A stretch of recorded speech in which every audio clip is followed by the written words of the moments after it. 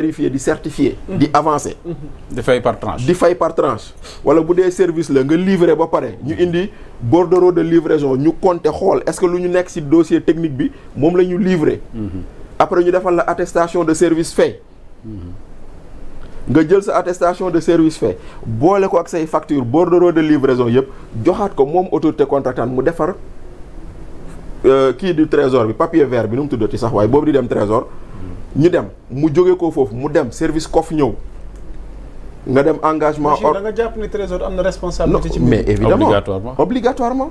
c'est-à-dire que. xoolal nga am décaissé la ñu war a def. waa déet waa mais nooy décaissé wax ji mooy nooy décaissé dafa am engagement ordonnancement liquidation et paiement lii yëpp ay procédure la au trésor te procédure bu si nekk ak service bu koy gérer procédure bu fu nekk ak document yu mu laaj. ok kon si on me dit escroquerie aux deniers publics dama naan ñii cette chaîne là anañu dama naan ñii ñëpp comment ça s'est fait que toute cette chaîne là amul kenn kuñ ci impliqué kuñ ci inculpé donc le questionnement foofu lay nekk je ne dis pas qu'il faut pas les poursuivre je dis on ne peut pas les poursuivre sans les gens du trésor parce que ñooñu. mais pour le moment moom am nañ inspectrice du trésor boo xamante mais loolu si beneen cas la de. non beneen cas la loolu beneen cas la. mais lépp ci déedéet non.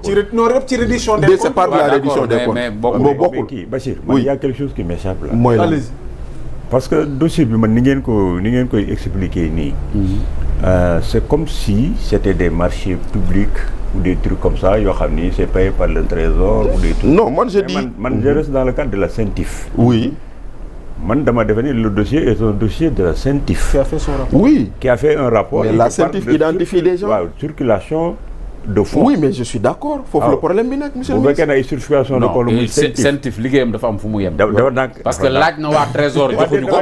non laaj na waa trésor. ñu déglu ko rek allez man xam nga très franchement man dugguma ci biir rapport bi de. xam nga yéen à vous entendre parler yéen da ngeen a lire rapport. non man bi ma déggee ñu wax CENTIF waaw man dama yam ci CENTIF mission bi mu am di regarder la circulation monétaire financière et financière qui travaille avec les banques.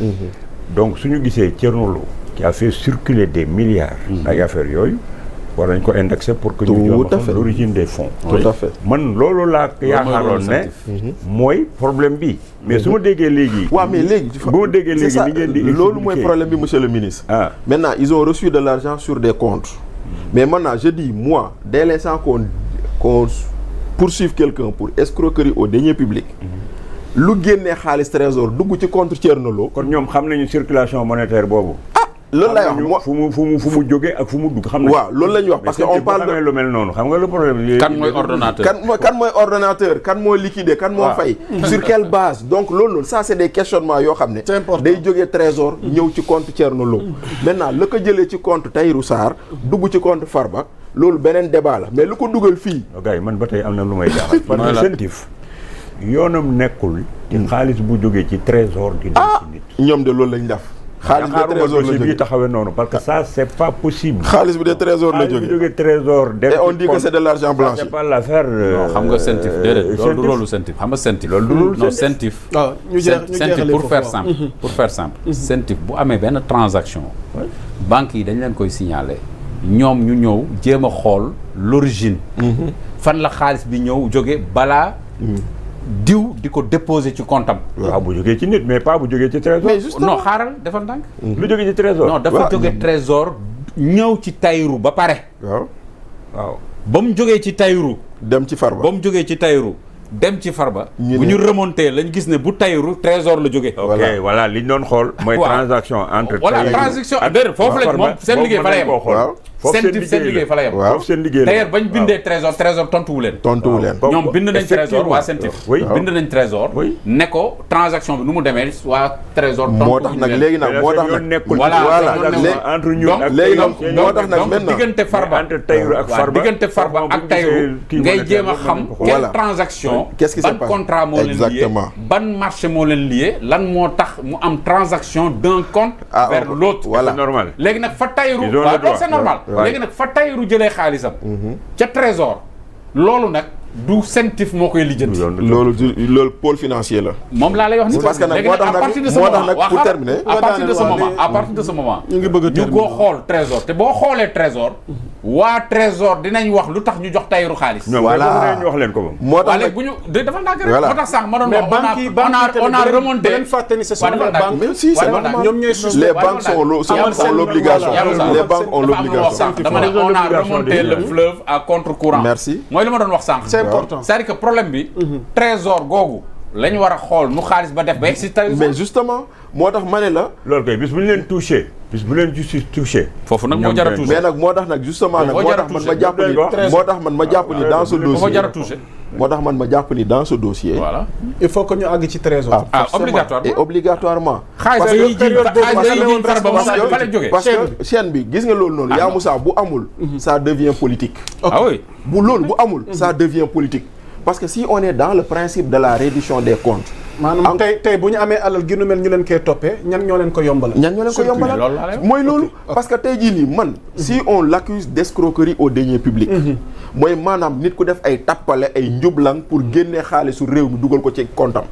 mais kooku noonu nga xam ne musta gérer. ku ko ci jàppale. ku ko ci jàppale. jërëjëf te ku ko ci jàppale boo ko identifié wul. mais tu fausses le débat. mais escroquerie deniers publics. oui mën na nekk ci fenn.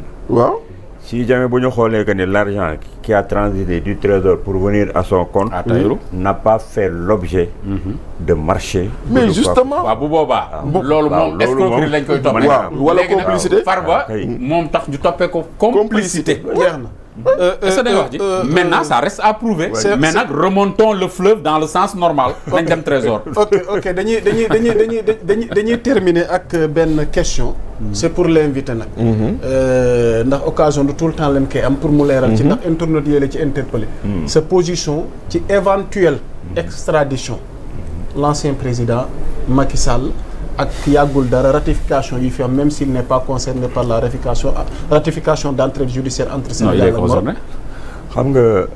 comment est-ce qu'il est concerné. bés bu ñu ko condamné dina ko concerné. waaw mais bés bu ñu ko condamné. waaw moo tax nag dañuy anticiper kon na continuer sa question.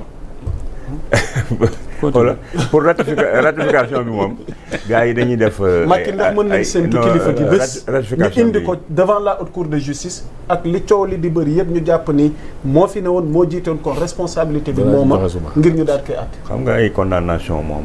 il faut mu am d'abord ay motifs. Amadou dañuy tëj de. invité bee moom kii dañ ciy wax. invité bii dafa am solo. waaw nañ ko déglu mu wax ko. pourtant déjà les deux autres infos que je voulais te balancer. ah de ankay. waaw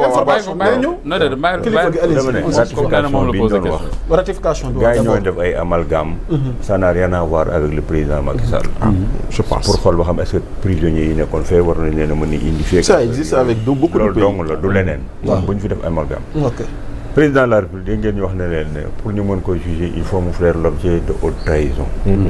haute trahison boobu xam nga man def naa ci benn sortie temps yi nee naa leen. le président Macky Sall ne sera jamais traduit en justice il n'ira pas en prison ici au Sénégal. parce que haute trahison bi ci boppam.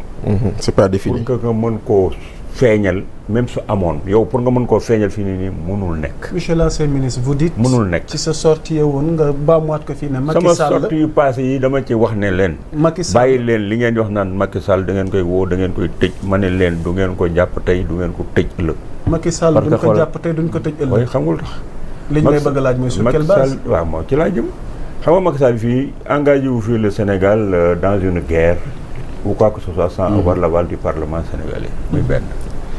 leneen li ñam moo ne on est venu dans un pays ñu gis say opération supposée être de malgouvernance su ñuy situer les responsabilités ci biir chaîne bi daf cee am ñoo xam ne ñii dañu nekkoon ay DAGE ñii nekk ay ministre ñi nekk ay ku ci nekk da nga am sa responsabilité ci chaîne pénal individuel et pénal le président de la République boo ko yóbboo ci benn juge bu waroon a def sax condamné ko ba koy jox ay mandat d'arrêt juge boobu il faut nga constituer ko un dossier tegal ko ci kanamam. waaw. mu xool. lan nga ma xalaat yow fi ne nii mën nga koo reprocher le président Macky Sall pour que ñu dem di naan dañ koy lancer un mandat d'arrêt international. crime contre l'humanité. crime contre l'humanité. Gbagbo de dem na ba CPI ñu blanchir ko de. ñoom ñoo ne rey nañ 80 personnes. même li xew fii. Gbagbo dem na CPI ñu blanchir ko de. mais li xew fii ci 86 morts yi décédé. kenn mënu cee jàpp le président Macky Sall. parce que président Macky Sall il est vrai que c'est le chef de l'exécutif, c'est le président de la République du Sénégal. Mais dañu am ay forces de défense et de sécurité qui sont là pour établir l'ordre. suñuy bien ak suñuy intégrité ñoom ñoo koy gérer. mais ca lii il n'est même pas prouvé ci 86 personnes yooyu.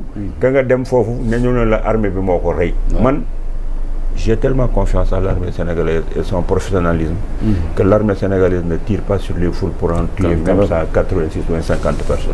li xew il y avait des manifestations politiques. Mais on a vu un policier tirer à bout portant sur un jeune. Même si vous voyez un policier tirer, ça ne veut pas dire que c'est les policiers qui ont tué les 86. Est-ce que c'est pas une vidéo montée? Même Non, Dama ne, tu n'as pas vu le plan large. Tu n'as pas vu le plan large. Mais on est journaliste, on a été sur le terrain. Mais je parle d'un cas, je parle pas de tous les cas.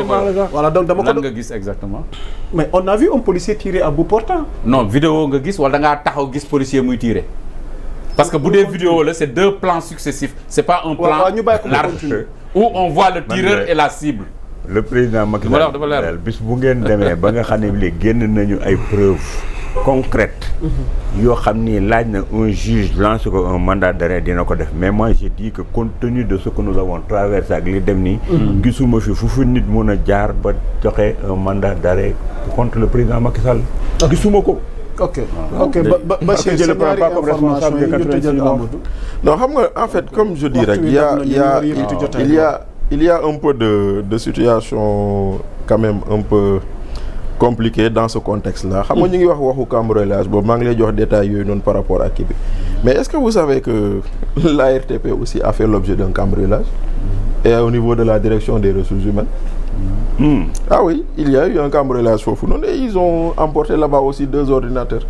Mais auparavant amoon na sax ci yeneen ministère. am na ci yeneen donc voilà. yàgg na fi. ça muy noonu quoi amoon na ko fi. Voilà donc ça c'est une chose beneen bi. Il y a quelque chose qui se passe au niveau de la cité Faysal et qui mérite une attention. Xam nga cité Faysal déjà dafa am histoire. Djily Mbaye moo ko moomoon moo ko tabax. Sénégal di organiser sommet OCI defe naa 1991 état du Sénégal ak les saoudiens jël ko dëkkal fa les hôtes qui étaient venus pour le sommet. maa ko climatisé. Ah gis nga. C'est moi qui ai climatisé. loolu sax loolu xaw ma ko woon sax. J'ai fait les villas. loolu moom xaw ma ko woon sax donc muy